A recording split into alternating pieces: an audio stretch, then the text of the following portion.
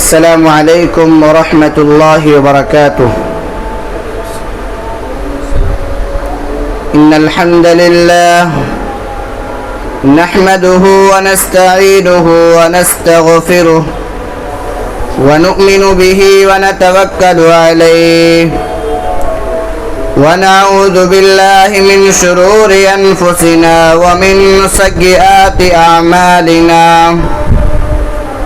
من يهده الله فلا مضل له ومن يضلله فلا هادي له وأشهد أن لا إله إلا الله وحده لا شريك له وأشهد أن محمدا عبده ورسوله أعوذ بالله من الشيطان الرجيم بسم اللہ الرحمن الرحیم یا ایہا الذین آمنوا اتقوا اللہ حق تقاتہ ولا تموتن الا وانتم مسلمون یا ایہا الناس اتقوا ربکم الذی خلقکم من نفس واحدہ وخلق منها زوجها وبث منهما رجالا كثيرا ونساء واتقوا الله الذي تساءلون به والأرحام إن الله كان عليكم رقيبا يا أيها الذين آمنوا اتقوا الله وقولوا قولا سديدا يصلح لكم أعمالكم ويغفر لكم ذنوبكم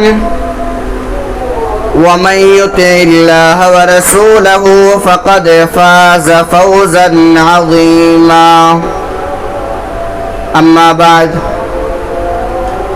فإن خير الحديث كتاب الله وخير الهدي هدي محمد صلى الله عليه وسلم وشر الأمور محدثاتها وكل محدثة بدعة وكل بدعة ضلالة وكل ضلالة في النار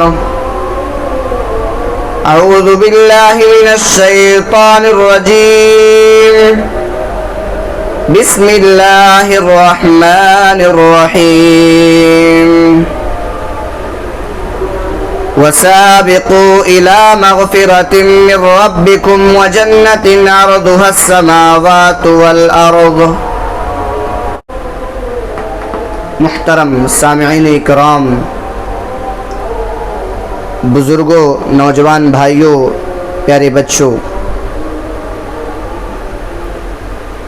اللہ رب العالمین کی توفیق سے آج خطبہ جمعہ کے ذریعہ آپ حضرات تک قرآن اور حدیث کی کچھ باتیں پیش کرنے کا موقع ملا ہے۔ ہم اللہ رب العالمین سے دعا کرتے ہیں کہ بار الہی آج کے اس خطبہ جمعہ میں جو باتیں بیان کی جائیں، اللہ تعالی مجھ کہنے والے کو، سننے والوں کو، سب کو رب العالمین عمل کرنے کی توفیق عطا فرمائے، آمین۔ محترم سامعین کرام، اصلاح معاشرہ کے نام پر آج ہمارے سماج اور سوسائٹی میں بہت کچھ کام کیا جا رہا ہے، لیکن اصلاح کے بجائے دن بدن بگاڑ ہوتا چلا جا رہا ہے۔ اگر ہم غور کریں تو ہمارے سماج میں، ہمارے سوسائٹی میں، ہمارے معاشرے میں برائیوں کی ایک لمبی فہرست تیار ہو چکی ہے، اور حقیقت یہ ہے کہ اگر برائیوں کی فہرست لکھی جائے، برائیوں کے نام کو نوٹ کیا جائے، تو حقیقت یہ ہے کہ گناہوں کی ایک کتاب تیار ہو سکتی ہے، گناہوں کی ایک فہرست تیار ہو سکتی ہے۔ میرے بھائیوں، کبھی ہم اور آپ نے تصور کیا، کبھی ہم اور آپ نے غور کیا کہ اگر معاشرے میں بگاڑ ہو رہا ہے، معاشرے میں دن بدن برائیاں جنم لے رہی ہیں، تو ان برائیوں کے ذمہ دار کون ہیں؟ ان برائیوں کے ذمہ دار کون ہیں اور ان برائیوں کو ختم کرنے والا کون ہے؟ اگر ہم قرآن مجید کا مطالعہ کریں، قرآن مجید کی آیتوں پر غور کریں، تو اللہ تبارک و تعالی نے کئی مقامات پر، کئی جگہوں پر ہمیں بتایا ہے کہ اگر معاشرے میں بگاڑ ہو رہا ہے، معاشرے میں بربادی آ رہی ہے، تو اس کے ذمہ دار کون ہے اور اس کی اصلاح کیسے ہوگی؟ اللہ تبارک و تعالی نے قرآن مجید کے اندر ایک جگہ فرماتا ہے وَمَا أَصَابَكُم مِّن مُّصِيبَةٍ فَبِمَا كَسَبَتْ أَيْدِيكُمْ وَيَعْفُو عَن كَثِيرٍ۔ اے مسلمانوں، تمہارے اوپر جو بھی مصیبتیں آتی ہیں، جو بھی پریشانیاں آتی ہیں، جو بھی تکلیف آتی ہے، جو بھی دکھ آتی ہے، وہ تمہارے اپنے گناہوں کی وجہ سے، تمہارے اپنے کرتوتوں کی وجہ سے ہوتی ہے۔ ایک سبق ملا، سماج میں اگر کوئی بگاڑ ہو رہا ہے تو یہ ہمارے گناہ کی وجہ سے ہو رہا ہے، اور اگر سماج میں جو بھی مصیبتیں آ رہی ہیں، جو بھی پریشانی آ رہی ہیں، تو پتہ یہ چلا کہ ہماری کرتوت کی وجہ سے آتی ہے، ہمارے اپنے اعمال، ہمارے اپنے کرتوت کی وجہ سے آتی ہے۔ اور اسی طریقے سے اللہ تبارک و تعالی نے قرآن مجید کے اندر ارشاد فرمایا ظہر الفساد فی البر والبحر بما کسبت ایدی الناس۔ اے لوگو، خشکی کے اندر، تری کے اندر، کائنات کے اندر، زمین کے چپے چپے میں اگر تم کہیں بگاڑ دیکھو، کہیں تم فساد دیکھو، کہیں بھی تم برائیاں دیکھو، تو سمجھ جاؤ کہ تمہارے اپنے گناہوں کی وجہ سے، تمہارے اپنے کرتوتوں کی وجہ سے۔ پتہ یہ چلا کہ سماج اگر بگڑ رہا ہے، سماج میں اگر برائی عام ہے، تو یہ ہمارے اعمال کی وجہ سے۔ آپ تاریخ کا مطالعہ کیجئے، تاریخ میں ایک نام ملتا ہے حجاج بن یوسف۔ حجاج بن یوسف، جس کے بارے میں کہا جاتا ہے کہ بڑے بڑے علماء کو اس نے قتل کروایا تھا۔ حجاج بن یوسف اپنے سماج میں رہنے والے لوگوں کے اوپر طرح طرح کے مصائب، طرح طرح کی تکلیفیں اور پریشانیاں ان کے اوپر کرتا تھا، ان کو پریشان کرتا تھا، ان کو طرح طرح کی اذیتیں دیتا تھا، تکلیف دیتا تھا۔ سماج کا جو طبقہ تھا، سماج کی جو جماعت تھی، وہ کہنے لگی کیا کیا جائے، کیا کیا جائے، ہم اس ظالم سے کیسے چھٹکارا پائے، کوئی علاج ہے یا نہیں ہے؟ چنانچہ اسی زمانے میں، اسی علاقے میں، اسی سماج اور سوسائٹی میں ایک عالم وقت تھے جن کا نام ہے امام حسن بصری رحمۃ اللہ علیہ۔ سماج کا ایک طبقہ تیار ہوتا ہے اور امام حسن بصری رحمۃ اللہ علیہ کے پاس جاتے ہیں اور کہتے ہیں کہ امام محترم، ایسا ایسا معاملہ ہے، حجاج بن یوسف ہمارے اوپر تکلیفیں ڈال رہا ہے، ہم کو مصیبتوں میں ڈال رہا ہے، ہمیں تکلیفوں میں اور پریشانیوں میں ڈال رہا ہے، ہم پر ظلم ڈھا رہا ہے، کوئی علاج ہے یا نہیں ہے؟ علاج بتا دیجئے، ہماری اصلاح کر دیجئے، ہم کیسے بچیں؟ حجاج بن یوسف عالم وقت ہیں، تابعی ہیں، کیا جواب دیتے ہیں؟ بہت غور سے سنیں۔ امام حسن بصری رحمۃ اللہ علیہ کہتے ہیں ما جاء الحجاج الا بذنوبنا۔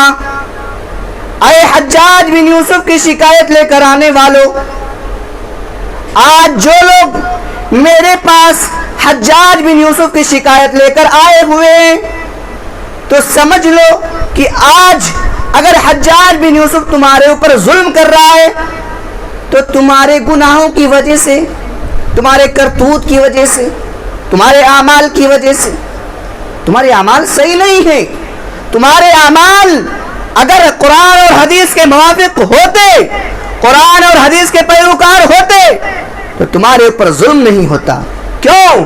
اللہ تبارک و تعالی نے وعدہ کیا ہے اللہ تبارک و تعالیٰ نے مجھ کو اور آپ کو یہ پیغام دیا ہے کہ اگر ہمارے حالات صحیح ہے، اگر ہم اپنے کارنامے قرآن اور حدیث کی روشنی میں کر رہے ہیں، عمل کر رہے ہیں، زندگی کے کسی بھی موڑ میں چاہے تکلیف ہو، پریشانی ہو، پھر بھی ہم قرآن اور حدیث کو سامنے رکھتے ہوئے اس پر عمل کر رہے ہیں تو تمہارے اوپر کوئی پریشانی آنے والی نہیں ہے۔ کیوں؟ اللہ تبارک و تعالیٰ وعدہ کر رہا ہے، اِنَّا لَنَنْصُرُ رُسُلَنَا وَالَّذِينَ آمَنُوا، ہم رسولوں کی ضرور مدد کرتے ہیں، وَالَّذِينَ آمَنُوا، اور ان لوگوں کی جو ایمان لائے ہیں۔ محترم سامعین اکرام، اگر ہم غور کریں ہمارے سماج میں برائیوں کی ایک فہرست ہے، سوال یہ پیدا ہوتا ہے کہ معاشرے کی اصلاح کیسے ہوگی، معاشرے میں انقلاب کیسے برپا ہوگا، معاشرے میں سدھار کیسے ہوگا؟ تو آئیے قرآن مجید کی آیت کریمہ پر غور کرتے ہیں۔ اللہ تبارک و تعالی قرآن مجید کے اندر سورہ توبہ کے اندر فرماتا ہے، والمؤمنون والمؤمنات بعضهم اولیاء بعض، مومن مرد اور مومنہ عورتیں ایک دوسرے کے مددگار ہیں، ایک دوسرے کے سپورٹر ہیں۔ مومن مرد اور مومنہ عورتیں ایک دوسرے کی تائید کرنے والے، ایک دوسرے کا ساتھ دینے والے، ایک دوسرے کی ہیلپ کرنے والے ہیں۔ معاشرے میں جو بھی بگاڑ ہو رہا ہے اس کے ذمہ دار مرد اور عورت ہیں۔ ایسا نہیں ہے کہ سماج میں، سوسائٹی میں اگر کوئی بگاڑ ہو رہا ہے، کوئی برائی پھیل رہی ہے، کوئی برائی جنم لے رہی ہے تو اس کے ذمہ دار صرف مرد حضرات ہیں۔ نہیں، بگاڑ بھی دونوں سے ہے اور اصلاح کا کام بھی دونوں سے ہوگا۔ قرآن مجید کی آیت کریمہ آپ کے سامنے پیش کی جا رہی ہے، والمؤمنون والمؤمنات بعضهم اولیاء بعض، مومن مرد اور مومنہ عورتیں ایک دوسرے کے مددگار ہیں، ایک دوسرے کے سپورٹر ہیں۔ کس چیز میں؟ اللہ نے کہا یأمرون بالمعروف، مرد بھی نیکی کا حکم دیتے ہیں اور عورتیں بھی نیکی کا حکم دیتی ہیں۔ پتہ یہ چلا کہ مرد کی یہ ذمہ داری ہے کہ وہ نیکی کا حکم دے، عورت کی ذمہ داری ہے کہ وہ نیکی کا حکم دے۔ اگر نہیں کر رہے تو گنہگار ہے۔ وَيَنْهَوْنَ عَنِ الْمُنْكَرِ، مرد حضرات بھی برائی سے روکتے ہیں، عورتیں بھی برائی سے روکتی ہیں۔ سبق دیا جا رہا ہے کہ مومن مرد اور مومنہ عورتوں کا کام یہی ہے کہ اچھائی کی طرف بلائیں اور برائی سے منع کریں۔ آج اگر ہم ایسا نہیں کر رہے تو گویا ہم اپنی ذمہ داری نہیں نبھا رہے ہیں۔ ذمہ دار ہم ہیں۔ سماج میں اگر کوئی بگاڑ ہو رہا ہے اس کے ذمہ دار ہم ہیں، کیونکہ قرآن مجید کی آیت کریمہ آپ کے سامنے پیش کی جا رہی ہے۔ وَيُقِيمُونَ الصَّلَاةَ، مرد بھی نماز قائم کرتے ہیں، عورتیں بھی نماز قائم کرتی ہیں۔ وَيُؤْتُونَ الزَّكَاةَ، مرد بھی زکوٰۃ دیتے ہیں، عورتیں بھی زکوٰۃ دیتی ہیں۔ وَيُطِيعُونَ اللَّهَ وَرَسُولَهُ، مرد حضرات بھی اللہ اور اس کے رسول کی اطاعت کرتے ہیں، عورتیں بھی اللہ اور اس کے رسول کی اطاعت کرتی ہیں۔ اولئک سیرحمہم اللہ، اللہ تبارک و تعالیٰ کی رحمت مردوں کے اوپر بھی نازل ہوتی ہے، اللہ تبارک و تعالیٰ کی رحمت عورتوں کے اوپر بھی نازل ہوتی ہے۔ آپ غور کریں کہ سورہ توبہ کی اس آیت کریمہ میں اللہ تبارک و تعالیٰ نے دونوں کی ڈیوٹی بتائی ہے، دونوں کی ذمہ داری بتائی ہے کہ نیکی کا حکم دینا ہے، برائی سے روکنا ہے۔ میرے بھائیوں، سب سے پہلے ہم نوجوانوں کو دیکھیں۔ کہا جاتا ہے a captain of the nation, نوجوان قوم کی پونجی ہے، نوجوان قوم کا سرمایہ ہے، ان کا مستقبل قوم کا مستقبل، ان کا بگاڑ قوم کا بگاڑ۔ اور اللہ تبارک و تعالی نے انسان کی زندگی میں 3 اسٹیپ بنائے ہیں، 3 الگ الگ مرحلے بنائے ہیں۔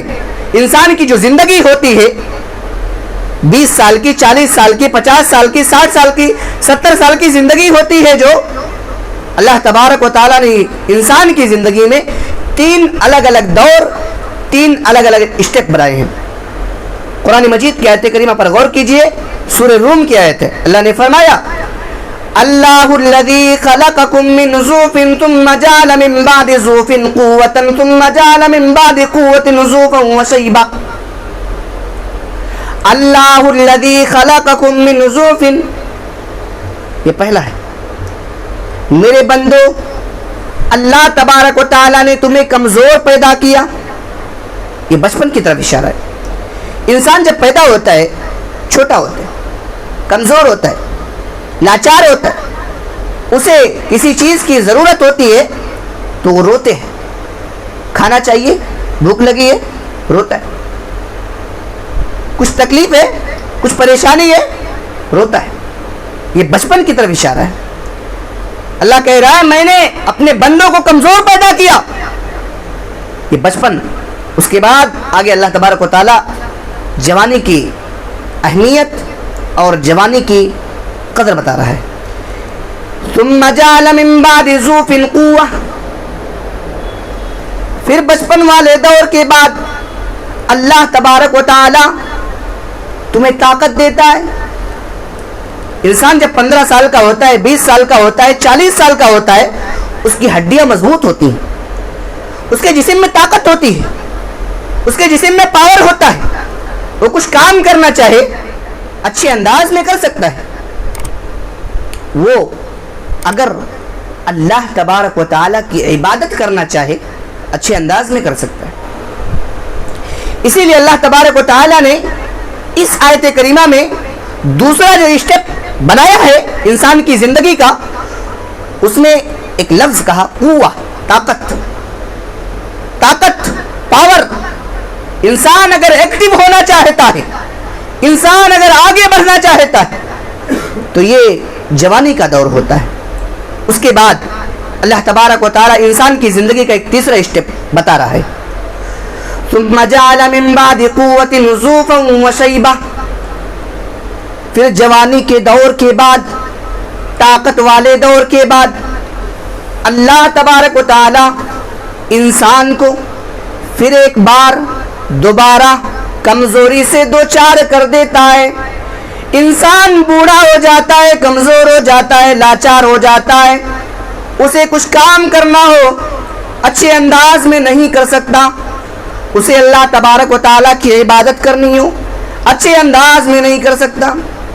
میرے بھائیو، اللہ تبارک و تعالیٰ کی مصلحت تو دیکھو، اللہ تبارک و تعالیٰ کی حکمت تو دیکھو کہ انسان کی زندگی کمزوری سے شروع اور کمزوری پر ختم، کمزوری سے شروع، کمزوری پر ختم۔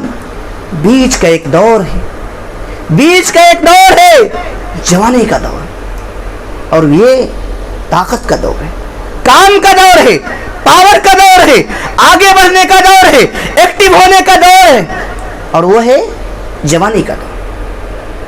آپ ابراہیم علیہ السلام کے بارے میں بارہا سنے ہوں گے۔ ابراہیم علیہ السلام اپنی قوم میں، اپنے سماج میں اکیلے توحید کی دعوت دے رہے ہیں، شرک سے منع کر رہے ہیں۔ ابراہیم علیہ السلام اپنے قوم سے مناظرے کر رہے ہیں، بحث کر رہے ہیں، سمجھا رہے ہیں، لیکن قوم کے لوگ ماننے کے لیے تیار نہیں ہیں، ماننے کے لیے تیار نہیں ہے۔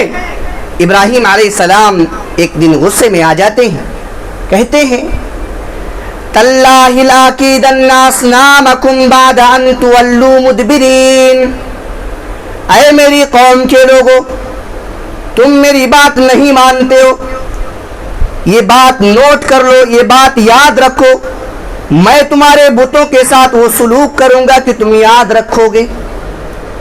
سبق دے رہے کہ میری قوم کے لوگوں، تم میری بات نہیں مانتے ہو، میں تمہارے بتوں کے ساتھ وہ سلوک کروں گا کہ تم یاد رکھو گے۔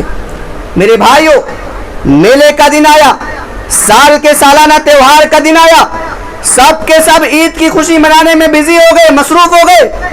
ابراہیم علیہ السلام اپنی قوم کے سب سے بڑے عبادت خانے میں داخل ہوتے ہیں۔ قرآن کے الفاظ ہیں فَجَعَلَهُمْ جُذَاذًا إِلَّا كَبِيرًا لَهُمْ لَعَلَّهُمْ إِلَيْهِ يَرْجِعُونَ۔ ابراہیم علیہ السلام قوم کے سب سے بڑے عبادت خانے میں داخل ہوتے ہیں اور سارے کے سارے بتوں کو توڑ دیتے ہیں، بڑے والے بت کو چھوڑ دیتے ہیں۔ قوم کے لوگ جب میلے سے واپس آتے ہیں اور اپنے معبودوں کی یہ درگت دیکھتے ہیں تو کہتے ہیں قالوا من فعل هذا بآلهتنا انه لمن الظالمین، کس نے ہمارے معبودوں کے ساتھ اتنا برا سلوک کیا ہے؟ قوم کے کچھ لوگ کھڑے ہوتے ہیں، کہتے ہیں قالوا سمعنا فتى يذكرهم يقال له ابراہیم، ہم نے ایک نوجوان کو سنا ہے، سمعنا فتن، ہم نے ایک نوجوان کو سنا ہے جو ان بتوں کی برائی بیان کرتا ہے، اس نوجوان کا نام ابراہیم ہے۔ سمعنا فتن، ہم نے ایک نوجوان کو سنا۔ میرے بھائیوں، کچھ بات سمجھ میں آئی یا نہیں آئی؟ ابراہیم علیہ السلام نے اپنی قوم کے جب ان بتوں کو توڑا تو میرے نوجوان بھائیوں، میری اور آپ کی طرح وہ نوجوان تھے، وہ ینگ تھے، انہوں نے اپنی لائف، اپنی جوانی توحید کی خدمت اور شرک کا خاتمہ کرنے کے لیے گزارے۔ آج ہم کہاں گزار رہے ہیں؟ اور یاد رکھو، دنیا کے اندر وہ قوم کبھی ترقی نہیں کر سکتی ہے جس کو اپنی زندگی کا مقصد نہ معلوم ہو۔ آئیے ایک حدیث پاک آپ کے سامنے پیش کرتا ہوں، بہت غور سے سنیں۔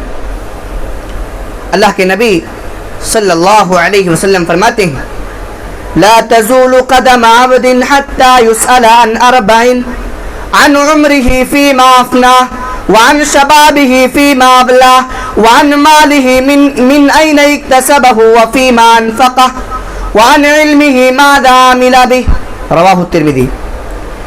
اللہ کے نبی فرماتے کسی آدمی کے پیر ٹس سے مس نہیں ہو سکتے قیامت کے دن جب تک کہ وہ 4 چیزوں کا جواب نہ دے دے۔ نمبر 1، عن عمرہ فیما افنا، پوری زندگی کے بارے میں کل قیامت کے دن پوچھا جائے گا کہ تم نے جوانی سے لے کر جب بالغ ہو گئے تھے، 12 سال 15 سال کی عمر کو ہو گئے تھے، پوری زندگی تم نے کہاں گزاری؟ جواب دیجئے۔ جو لوگ آج قرآن اور حدیث کی بات کو سننے کے بعد ٹھکراتے ہیں، ایک کان سے سنتے ہیں دوسرے کان سے نکالتے ہیں، ایسے لوگوں کو اس حدیث پاک کے اس ٹکڑے سے غور کرنا چاہیے اور نصیحت حاصل کرنا چاہیے۔ دوسری چیز، وعن شبابہ فیما ابلا، جوانی کے بارے میں الگ سے پوچھا جائے گا، تم نے اپنی جوانی کہاں گزاری؟ وعن مالہ من این اکتسبہ وفیما انفقہ، تو نے جو مال کمایا، جو پیسہ کمایا، تیرے پاس جو پراپرٹی آئی، دولت آئی، کہاں سے آئی؟ کہاں سے آئی؟ جواب دو۔ وفیما انفقہ، اور تو نے اس مال کو کہاں خرچ کیا؟ اللہ تبارک و تعالیٰ کے بتائے ہوئے اصول پر خرچ کیا یا جس جگہ سے اللہ تبارک و تعالیٰ نے منع کیا تھا اس جگہ پر خرچ کیا؟ جواب دینا پڑے گا۔ اور آخری چیز، وعن علمہ ماذا عمل بہ، آج کے اس خطبہ جمعہ میں ہمارے بہت سارے بھائی پڑھے لکھے بھی لوگ ہیں، بہت سارے بھائی پڑھے لکھے بھی لوگ ہیں، سمجھدار ہیں۔ اللہ کے نبی فرماتے تو نے جو علم حاصل کیا تقریروں کے ذریعے، کانفرنسوں کے ذریعے، خطبہ جمعہ کے ذریعے، پڑھ کر، لکھ کر، دیکھ کر، سن کر، تو نے اس علم کے بارے میں کتنا عمل کیا؟ میرے بھائیوں، جواب دینا پڑے گا۔ ایک اور حدیث سنیے، اللہ کے نبی فرماتے ہیں، حدیث کے راوی حضرت عبداللہ ابن عباس رضی اللہ تعالی عنہ کہتے ہیں اللہ کے نبی صلی اللہ علیہ وسلم اپنے ایک صحابی کو نصیحت کر رہے ہیں، اور کتنی پیاری نصیحت کر رہے ہیں، وہی نصیحت حدیث کی روشنی میں آپ کے سامنے پیش کر رہا ہوں، بہت غور سے سنیں۔ اللہ کے نبی فرماتے ہیں اغتنم خمسا قبل خمس، 5 چیزوں کو 5 چیزوں سے پہلے غنیمت جانو۔ پتہ یہ چلا کہ ہم اور آپ 5 چیزوں کا جتنا فائدہ اٹھا سکتے ہیں اٹھائیں۔ کون سی 5 چیزیں؟ اللہ کے نبی فرماتے ہیں شبابک قبل حرمک، بڑھاپے کے آنے سے پہلے تو اپنی جوانی کو غنیمت جانو۔ جوانی میں جو تم دین کا کام کر سکتے ہو، جو تم عبادتیں کر سکتے ہو اتنا بڑھاپے میں تھوڑی نہ کر سکتے ہو. دوسری چیز وصیحتک قبل سقمک، اور اپنی صحت کو، اپنی تندرستی کو، اپنے ہیلتھ کو غنیمت جانو بیمار ہونے سے پہلے. کب کون سی بیماری آ جائے، اور آج کل تو ایسا ہو گیا ہے کہ بیماریاں بغیر بتائے ہوئے دستک دیتی ہے اور انسان پتہ چلتا ہے کہ خطرناک بیماری اور انسان دنیا سے رخصت ہو جاتا ہے. تیسری چیز وغناک قبل فقرک، اور اے مال و دولت والو، اے پیسے والو، اے پراپرٹی والو، تم اپنے مال و دولت کو غنیمت جانو اس سے پہلے کہ تم فقیر ہو جاؤ. دولت آج کل رہے نہ رہے کوئی گارنٹی نہیں ہے. چوتھی چیز وفراغک قبل شغلک، اور اے مسلمانوں تم اپنے ٹائم کی قدر کرو.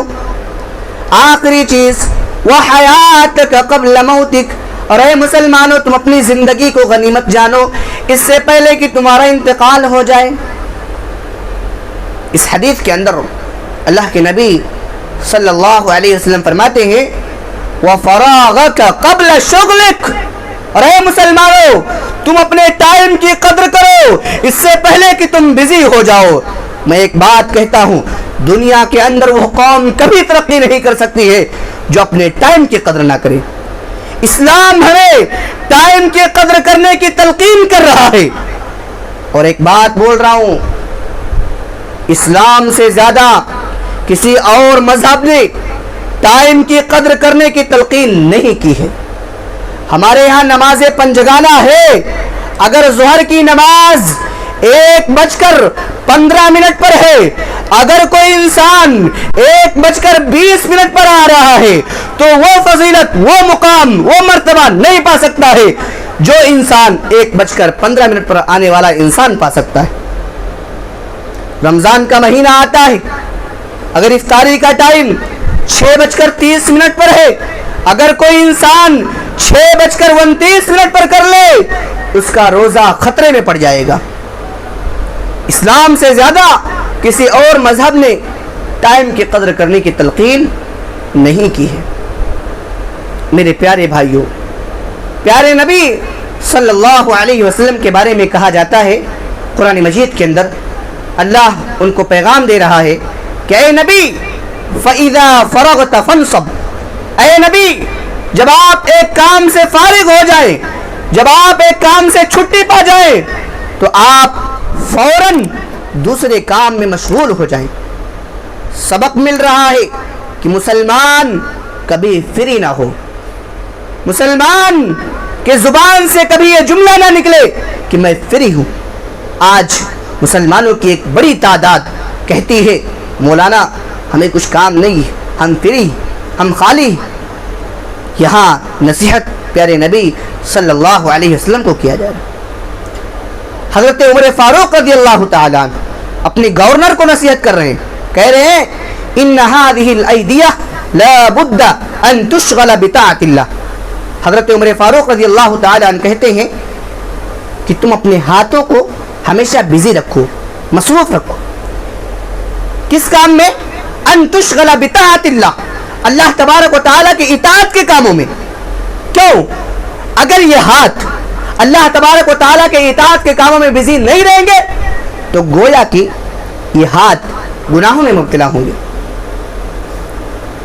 سوسائٹی بہت زیادہ گر رہی ہے، سماج بگاڑ کے بالکل آخری دہانے پر ہے. اس بگڑے ہوئے سماج کو اگر پھر سے کھڑا کرنا ہے میرے بھائیوں، مجھ کو اور آپ کو کھڑا ہونا پڑے گا. آپ کو اپنی زندگی کا مقصد، موٹو اور ٹارگٹ کو سمجھنا پڑے گا. میرے بھائیوں، دنیا کے اندر انسان کو دیکھا جاتا ہے طرح طرح کے کاموں میں مشغول رہتا ہے. کبھی یہ سوچا کہ آخرت کی بھی تیاری کر لیں، آخرت کی بھی تیاری کر لیں. ہمارے انڈیا میں کہا جاتا ہے کہ IPS یا IAS کا ایگزام بہت ٹف ہوتا ہے. بتانے والے بتاتے ہیں کہ اسٹوڈنٹ جو ہوتے ہیں 18 گھنٹے پڑھتے ہیں، کھانے کا کوئی پتہ نہیں، پینے کا کوئی پتہ نہیں. تب جا کر ہم سنتے ہیں کہ 1000 میں سے ایک نے IPS یا IAS کا ایگزام پاس کیا ہے. میرے بھائیوں، دنیا کی ڈگری حاصل کرنے کے لیے اتنی محنت، اتنی کوشش، مگر اسی کے ساتھ ساتھ ہمارے دل و دماغ میں ہمارے ذہن میں ایک اور چیز کی تیاری ہونی چاہیے. وہ تیاری کیا ہے؟ قرآن کا 29واں پارہ کھولیے. اللہ فرماتا ہے الذی خلق الموت والحیات لیبلوکم ایکم احسن عملا. اللہ ایگزام لے رہا ہے کہ تم اس کو راضی کرنے والا عمل کر رہے ہو یا نہیں کر رہے ہو.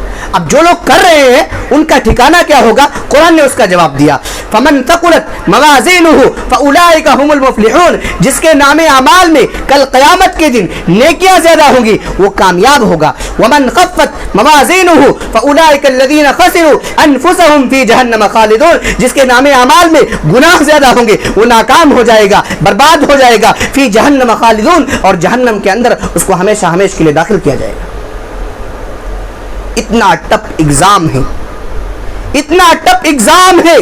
اور آج ہماری تیاری چل رہی ہے فیس بک کے اوپر، آج ہماری تیاری چل رہی ہے واٹس ایپ کے اوپر. کوئی اچھا سا میسج آیا، ہم نے فارورڈ کر دیا، شیئر کر دیا، بس ہم نے نیکی کمانے کا یہی ایک طریقہ اپنا لیا ہے. میرے بھائیوں، آپ صحابہ اکرام کی زندگی کو دیکھیے. صحابہ اکرام ایک دوسرے سے کمپٹیشن کیا کرتے تھے، ایک دوسرے سے مقابلہ کیا کرتے تھے. قرآن مجید میں اللہ تبارک و تعالیٰ فرماتا ہے وَسَابِقُوا إِلَىٰ مَغْفِرَةٍ مِّن رَّبِّكُمْ وَجَنَّةٍ عَرْضُهَا السَّمَاوَاتُ وَالْأَرْضُ. اے اللہ کے بندو، اگر تمہیں کمپٹیشن کرنا ہے، اگر تمہیں آگے بڑھنا ہے، اگر تمہیں جنت کو پانا ہے تو تم اللہ تبارک و تعالیٰ کی بخشش اور اس کی مغفرت کو حاصل کرنے کے لیے تم ایک دوسرے سے آگے بڑھو، جیسے صحابہ کرام ایک دوسرے سے آگے بڑھا کرتے تھے. غزوہ تبوک کا موقع ہے. اللہ کے نبی صلی اللہ علیہ وسلم صحابہ کرام سے اپیل کر رہے ہیں کہ اے میرے صحابہ، بڑی کمزوری کا زمانہ ہے، بہت دور جانا ہے، سامان کی کمی ہے ہمارے پاس. اس لشکر میں آپ سب سے جو کچھ ہو سکے آپ سب اپنے اپنے حساب سے تعاون پیش کیجیے. میرے پیارے بھائیوں، اللہ کے نبی صلی اللہ علیہ وسلم جیسے یہ الفاظ کہتے ہیں، صحابہ کرام اپنے گھروں کی طرف دوڑ پڑتے ہیں. کوئی بیچارے غریب صحابی کھیتی باڑی کرنے والے مٹھی بھر جو لے کر آتے ہیں، مٹھی بھر جو لے کر آتے ہیں، اللہ کے نبی صلی اللہ علیہ وسلم کی خدمت میں پیش کر دیتے ہیں. کہتے ہیں اللہ کے نبی یہ میرا نذرانہ ہے دین کے معاملے میں، یہ میرا نذرانہ ہے اللہ اور اس کے رسول کے معاملے میں. ایک طرف ابو بکر صدیق رضی اللہ تعالیٰ اپنے گھر کی طرف جاتے ہیں، دوسری طرف حضرت عمر فاروق رضی اللہ تعالیٰ اپنے گھر کی طرف جاتے ہیں. حضرت عمر فاروق رضی اللہ تعالیٰ اپنے گھر کی طرف جاتے ہیں، گھر کے سارے سامان کو اکٹھا کرتے ہیں، کلیکٹ کرتے ہیں، سامان کو دو حصوں میں تقسیم کرتے ہیں. ایک حصہ بوری میں رکھ کر، جھولی میں رکھ کر اللہ کے نبی صلی اللہ علیہ وسلم کے سامنے پیش کر دیتے ہیں، اور دوسرا حصہ اپنے گھر والوں کے لیے، اپنی فیملی کے لیے چھوڑ دیتے ہیں. جب اللہ کے نبی صلی اللہ علیہ وسلم یہ منظر اپنے سامنے دیکھتے، پوچھتے اے عمر ما ابقیت لأہلک، اپنے گھر والوں کے لیے کچھ چھوڑ کر آئے ہو کہ نہیں آئے ہو؟ عمر فاروق رضی اللہ تعالیٰ عنہ کہتے ہیں اے اللہ کے نبی آپ فکر نہ کرے، میں اپنے گھر والوں کے لیے آدھا مال چھوڑ کر آیا ہوں اور آدھا مال لے کر کے آیا ہوں. عمر فاروق رضی اللہ تعالیٰ دل ہی دل میں خوش ہو رہے ہیں کہ ہر بار تو ابو بکر صدیق رضی اللہ تعالیٰ دین کے معاملے میں، اللہ اور اس کے رسول کے معاملے میں مجھ سے آگے بڑھ جاتے تھے، آج نہیں آگے بڑھ پائیں گے، آج میں اپنے گھر کا آدھا مال لے کر آیا ہوں. ادھر دل ہی دل میں خوش ہو رہے ہیں، ادھر ابو بکر صدیق رضی اللہ تعالیٰ اپنے گھر کی طرف جاتے ہیں، گھر کے سارے سامان کو اکٹھا کرتے ہیں، کلیکٹ کرتے ہیں. سارے سامان کو اکٹھا کرنے کے بعد ایک بوری میں رکھتے ہیں، جھولی میں رکھتے ہیں، اللہ کے نبی صلی اللہ علیہ وسلم کے سامنے پیش کر دیتے ہیں. اللہ کے نبی ان سے سوال کرتے ہیں اے ابو بکر یہ تم کیا لے کر آئے ہو؟ اپنے گھر والوں کے لیے کچھ چھوڑ کر آئے ہو کہ نہیں آئے ہو؟ میرے پیارے بھائیوں، ابو بکر صدیق رضی اللہ تعالیٰ جواب کیا دیتے ہیں؟ جواب دیتے ہیں اور جو انہوں نے الفاظ کہا تھا، جو جملہ کہا تھا، جو ورڈ کہا تھا، میرے بھائیوں سونے کے حروف سے لکھے جانے کے قابل ہیں. حضرت ابو بکر صدیق رضی اللہ تعالیٰ کہتے ہیں اے اللہ کے نبی ابقیت لهم اللہ ورسولہ، میں اپنے گھر والوں کے لیے اللہ اور اس کے رسول کو چھوڑ کر آیا ہوں۔ عمر فاروق رضی اللہ تعالی عنہ کی آنکھوں میں آنسو آ جائے۔ عمر فاروق رضی اللہ تعالی عنہ کی آنکھوں میں آنسو آ جاتے ہیں اور کہتے ہیں مجھے یقین ہو گیا اس دن سے کہ نیکی کے معاملے میں، تقوی کے معاملے میں، اللہ اور اس کے رسول کے معاملے میں کبھی بھی صدیق اکبر کا مقابلہ نہیں کر سکتا۔ میرے پیارے بھائیوں، صحابہ کرام کمپٹیشن کیا کرتے تھے۔ میری آپ سب سے آج کے اس خطبہ جمعہ میں جو بھی لوگ موجود ہیں، میری آپ سب سے گزارش ہے کہ میرے پیارے بھائیوں، آپ سب بھی اپنی زندگی کا مقصد بناؤ، اپنی زندگی کا موٹو اور ٹارگٹ بناؤ، اور یہ چاہتے ہو کہ منمانی زندگی گزارے اور جنت پا جائے تو امپاسبل ہے، ناممکن ہے۔ اللہ تبارک و تعالی نے جو اصول بتایا ہے کہ جنت خواہشات پر اگر پیروی کرو گے جنت نہیں ملے گی۔ جنت کو پانا ہے تو ہمیں اپنے خواہشات کا، اپنے اچھاؤں کا، اپنی تمناؤں کا گلا گھونٹنا پڑے گا، اور یہ چاہتے ہو کہ جاؤ منمانی ہم زندگی گزاریں گے اور جنت ہمیں مل کر رہے گی، تو میرے پیارے بھائیوں امپاسبل ہے، ناممکن ہے۔ صحابہ کرام کمپٹیشن کرتے تھے۔ آج ہماری زندگی کا کوئی مقصد ہی نہیں، بس صبح ہو رہی ہے، شام ہو رہی ہے، سب کچھ اپنے معمول کے مطابق چل رہا ہے۔ ابھی آج جمعہ کا خطبہ میں آپ کے سامنے دے رہا تھا، 3 سے 4 لوگوں کی تعداد تھی، 3 سے 4 لوگوں کی تعداد تھی۔ میرے بھائیوں، کل قیامت کے دن اللہ تبارک و تعالیٰ کو کیا منہ دکھاؤ گے کہ ہم دنیا کے رجسٹر میں اپنا نام لکھوا رہے تھے، آخرت کے رجسٹر میں ہمیں نام لکھوانے کی کوئی ضرورت نہیں ہے؟ کیا آپ کو معلوم نہیں؟ کیا آپ کو پتہ نہیں؟ کیا آپ کو اس بات کا علم نہیں کہ جمعہ کے دن اللہ تبارک و تعالیٰ کی طرف سے ایک فرشتہ آتا ہے، ایک فرشتہ آتا ہے جمعہ کے خطبے شروع ہونے سے پہلے ایک فرشتہ اللہ تبارک و تعالیٰ کی طرف سے آتا ہے اور نوٹ کرتا ہے کہ جمعہ کے خطبے سے پہلے کون مسجد میں آیا ہے، کون مسجد میں آیا ہے جمعہ کے خطبے سننے کے لیے، جمعہ کی نماز ادا کرنے کے لیے۔ اب جو لوگ جمعہ کے خطبے میں موجود تھے، بالکل اسٹارٹنگ میں، ابتدا میں جو موجود تھے، ان کا نام اللہ تبارک و تعالیٰ کے رجسٹر میں لکھ گیا۔ اب جو لوگ جمعہ کا خطبہ شروع ہونے کے بعد آئے، مسجد میں انٹری مارے، ایسے لوگوں کا نام اللہ تبارک و تعالیٰ کے رجسٹر میں نہیں ہے بلکہ دنیا کے رجسٹر میں لکھا ہوا ہے۔ اب آپ اپنا فیصلہ لیجئے، اپنا جائزہ لیجئے، اپنا مشاہدہ کیجئے۔ میرا کام ہے بتلانا، آپ سب عمل کریں نہ کریں یہ آپ کی ذمہ داری ہے۔ کیوں؟ ہر ایک کا اعمال اس کے ساتھ جائے گا، ہم کچھ نہیں کر سکتے۔ ہم آئینہ دکھا سکتے ہیں، ہم اگر علم والے ہیں، اللہ تبارک و تعالیٰ نے جو بھی تھوڑا بہت علم دیا ہے، ہم اگر بتلاتے ہیں، قرآن اور حدیث کی روشنی میں بتلاتے ہیں، عمل کرنا آپ کی ذمہ داری ہے۔ اور اللہ کی قسم، یہ عالم جو آج علماء کا احترام نہیں ہو رہا ہے، علماء کا مقام نہیں سمجھا جا رہا ہے، علماء کی باتوں پر غور نہیں کیا جا رہا ہے، یہ خود اپنے آپ پر کلہاڑی مار رہے ہو، اپنے آپ پر کلہاڑی مار رہے ہو۔ اس لیے اللہ کے واسطے اللہ سے ڈرو۔ دنیا جو ہم دیکھ رہے ہیں، اپنی زندگی کا ایک مقصد بنائیں، اپنی زندگی کا ایک مقصد بنائیں۔ میری زندگی کا مقصد تیرے دین کی سرفرازی، میں اسی لیے مسلمان، میں اسی لیے نمازی۔ ایک مسلمان کی زندگی رب العالمین کے لیے ہونی چاہیے۔ آئیے انہی چند کلمات کے ساتھ میں اپنی بات کو ختم کر رہا ہوں۔ اللہ رب العالمین سے دعا ہے، بار الہی آج کے اس خطبہ جمعہ میں جو باتیں بیان کی گئی ہیں، اللہ تعالیٰ مجھ کہنے والے کو، سننے والوں کو رب العالمین عمل کرنے کی توفیق عطا فرمائے، قرآن اور حدیث کے مطابق ہمیں اپنی زندگی گزارنے کی توفیق عطا فرمائے۔ آمین۔ وآخر دعوانا ان الحمد للہ رب العالمین۔